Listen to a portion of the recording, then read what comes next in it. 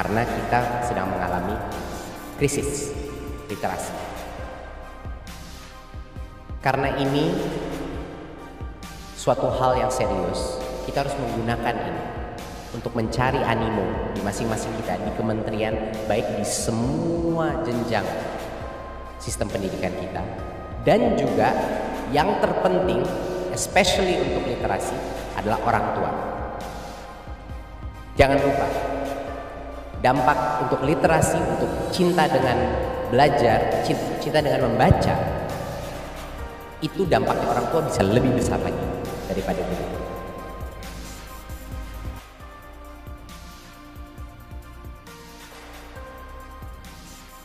Assalamualaikum sahabat FGLSN. Salam literasi, ayo membaca. Perkenalkan, nama saya Anjar Puji Astuti dari SD Negeri 2 Batu Retno, Kecamatan Batu Retno, Kabupaten Wonogiri.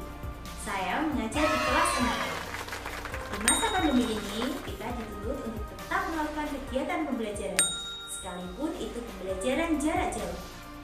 Ayo, bersama Bu Anjar, kita belajar bersama. Dan jangan lupa, kita tetap melakukan kegiatan literasi dimanapun berada. Halo anak-anak, apa kabar? Berjumpa lagi dengan Bu Anjar. Kali ini kita akan belajar tentang tema 2, persatuan dalam perbedaan, subtema 2, bekerja sama mencapai tujuan, pembelajaran 3. Tujuan pembelajaran kita hari ini adalah yang pertama, menggali informasi penting dari buku sejarah menggunakan aspek apa, di mana, kapan, siapa, mengapa, dan bagaimana. Tujuan pembelajaran yang kedua adalah menganalisis cara makhluk hidup menyesuaikan diri dengan lingkungannya. Anak-anak, pada pertemuan sebelumnya kalian telah mempelajari tentang pertempuran Surabaya, di mana pertempuran tersebut memerlukan perjuangan yang sangat luar biasa oleh rakyat Indonesia, khususnya di Surabaya. Tidak hanya di Surabaya, tetapi di Ambarawa juga terjadi pertempuran yang sangat besar. Setelah ini, Ibu akan bacakan sebuah teks bacaan yang berjudul Pertempuran Ambarawa. Dengarkan dengan seksama ya. Saat mendengarkan, kalian juga bisa sambil menyimak di buku tema kelas 6, halaman 65 sampai 66.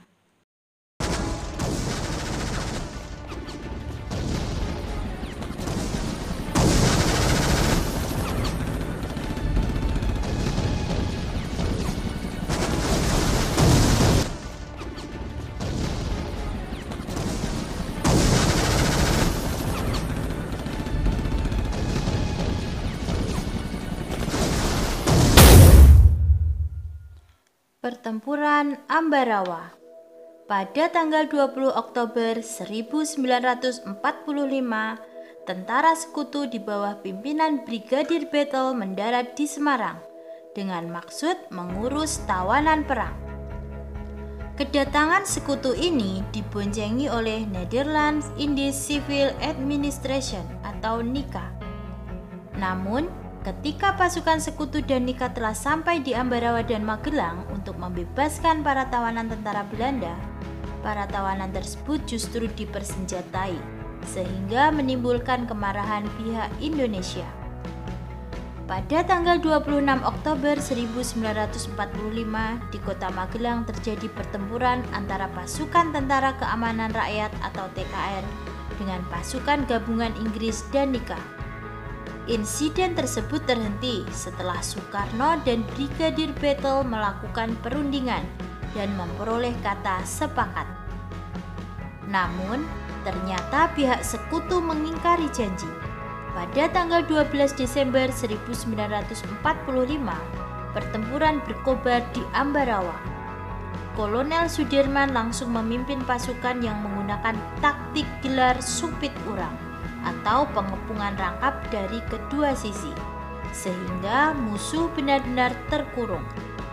Setelah bertempur selama 4 hari, pada tanggal 15 Desember 1945, pertempuran berakhir.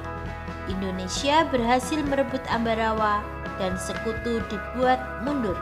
Kemenangan ini diperoleh berkat kerjasama dari seluruh rakyat di Ambarawa. Kemenangan pertempuran ini kini diabadikan dengan didirikannya Monumen Palagan Ambarawa dan diperingati sebagai Hari Jadi TNI Angkatan Darat atau Hari Juang Kartika. Setelah mendengarkan teks bacaan tadi, kalian coba buat pertanyaan dengan kata tanya adik Simba ya, yaitu dengan kata apa, di mana, kapan, siapa, mengapa, dan bagaimana. Pertanyaan yang kalian buat, kalian gambar di sebuah peta pikiran. Dan jangan lupa dengan kalimat efektif ya. Kerjakan di buku tugas kalian, lalu kirimkan hasil pekerjaan kalian ke guru kalian masing-masing. Kalian tentunya masih ingat dengan kalimat efektif ya. Bu Anjar ingatkan lagi, ciri kalimat efektif. Ciri kalimat efektif yang pertama adalah memiliki unsur penting atau pokok. Ciri yang kedua adalah menggunakan struktur bacaan yang tepat. Ciri yang ketiga adalah memenuhi kaidah ejaan yang berlaku.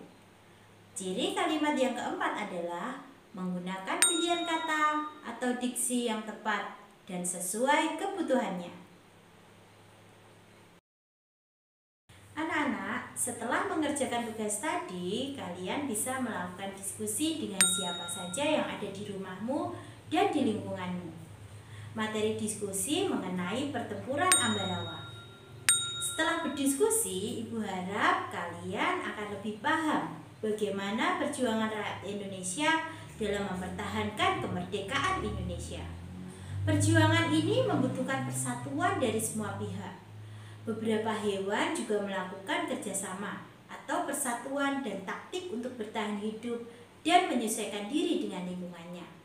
Salah satunya adalah hyena. Hyena adalah hewan yang bertahan hidup dengan cara bersatu atau bergerombol. Coba dengarkan cerita dari Bu Anjar. Hyena adalah hewan paling pintar di dunia. Apabila ada anggapan bahwa simpanse, anjing, atau lumba-lumba adalah hewan terpintar saat ini, mungkin pernyataan tersebut betul, namun kurang tepat. Menurut penelitian, hewan terpintar di muka bumi adalah hyena.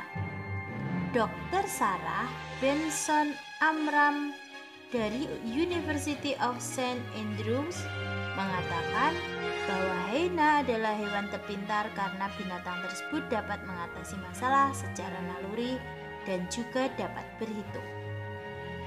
Dalam penelitiannya, Sarah berhasil menyimpulkan bahwa tingkat kepintaran seekor hewan ditentukan dari cara mengatasi masalah. Hyena mempunyai strata sosial lebih tinggi dari jenis hewan lainnya dan dapat mempertahankan wilayahnya dengan cara memanggil rekan mereka.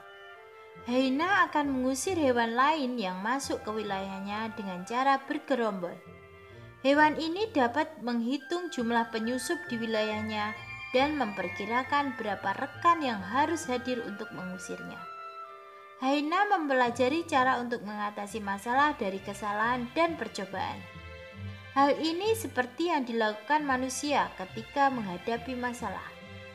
Ungkap Sarah seperti yang dikutip Telegraph 0909. Dia juga menjelaskan bahwa walaupun banyak hewan lain yang melakukan metode seperti yang dilakukan hyena, namun hewan ini lebih cepat dalam melakukannya. Hyena lebih kreatif daripada hewan lainnya, lanjut Sarah. Mungkin di kemudian hari, karena dikatakan lebih pintar, maka NASA dapat menggunakan hyena sebagai penelitian keluar angkasa. Selama ini NASA hanya menggunakan simpanse dan beberapa hewan kecil lainnya untuk hal tersebut. Anak-anak, setelah mendengarkan teks bacaan tadi, coba jawab pertanyaan berikut ini. Pertanyaan pertama, bagaimana cara hyena mempertahankan diri dan wilayahnya? Pertanyaan kedua, apa perbedaan hyena dengan hewan-hewan lain dalam mempertahankan kemerdekaannya? Pertanyaan yang ketiga, apa kesimpulan dari teks bacaan tadi? Setelah kalian kerjakan di buku, Tolong difoto, kemudian dikirimkan ke guru masing-masing.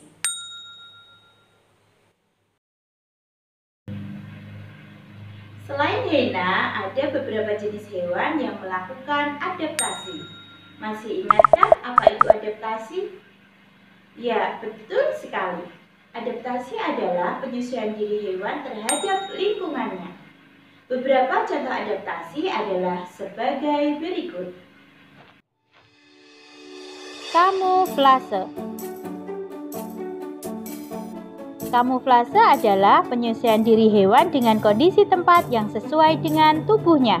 Metode ini memungkinkan suatu organisme yang biasanya mudah tersamar atau sulit dibedakan dari lingkungan sekitarnya. Sehingga kamuflase bisa dikatakan sebagai bentuk tipuan atau penyamaran. Pada hewan biasanya terjadi pada belalang daun dan belalang sembah. Belalang sering hinggapi daun untuk menyesuaikan warna dan bentuk tubuhnya. Kemampuan belalang meniru daun yang layu dapat mengecoh pandangan pemangsa.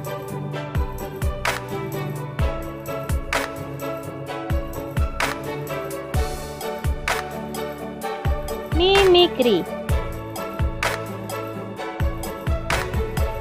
Mimikri adalah kemampuan hewan mengubah warna kulit untuk mengelabui musuh atau pemangsa atau predator, sehingga terhindar dari bahaya dan bisa melanjutkan hidupnya.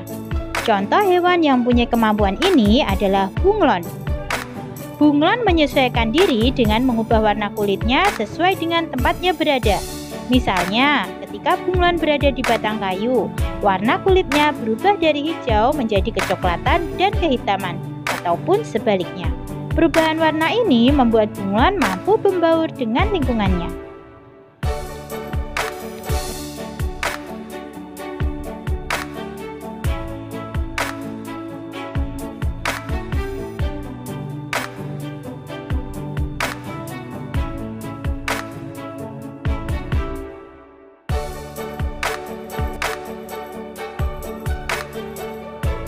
Autotomi.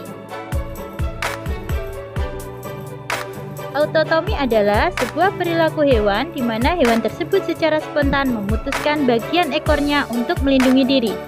Beberapa reptil pada umumnya akan ditemukan memotong bagian ekornya saat sedang merasa terancam. Contoh hewan yang mengalami autotomi adalah cicak. Untuk melindungi dirinya, cicak ataupun kadal akan melepaskan ekornya. Ekor yang telah putus akan tumbuh lagi seperti semula.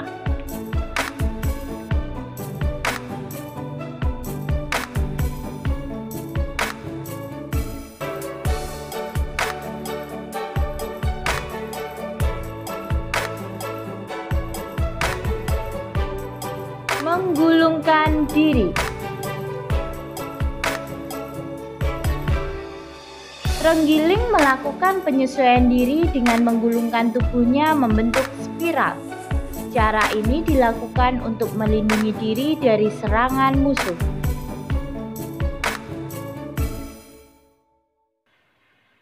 Hewan-hewan tadi hanya sedikit dari banyak contoh hewan yang ada di sekitar kita yang melakukan adaptasi. Bagaimana dengan cumi-cumi, siput, dan walang sangit? Bagaimana mereka beradaptasi? Nah, tugas kalian adalah membuat sebuah peta pikiran yang berisi tentang hewan dan cara adaptasinya. Kalian lengkapi dengan gambar ya. Kemudian setelah selesai, kirimkan ke guru kalian masing-masing. Anak-anak, hari ini kita telah banyak belajar. Mulai dari perjuangan para pahlawan dalam pertahanan kemerdekaan, kalimat efektif, dan cara hewan melakukan adaptasi. Nah, kegiatan kalian di rumah adalah coba amati beberapa hewan yang ada di lingkungan sekitar kalian. Bagaimana cara mereka beradaptasi? Tulis laporan hasil pengamatanmu dalam sebuah lembar pengamatan. Kemudian, diskusikan hasilnya bersama orang tua kalian.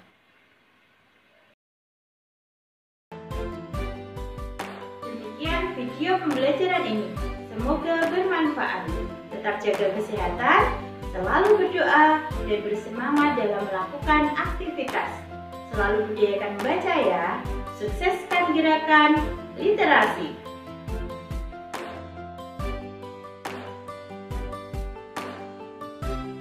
Jangan lupa like, subscribe, dan tekan tombol lonceng untuk berlangganan video ini.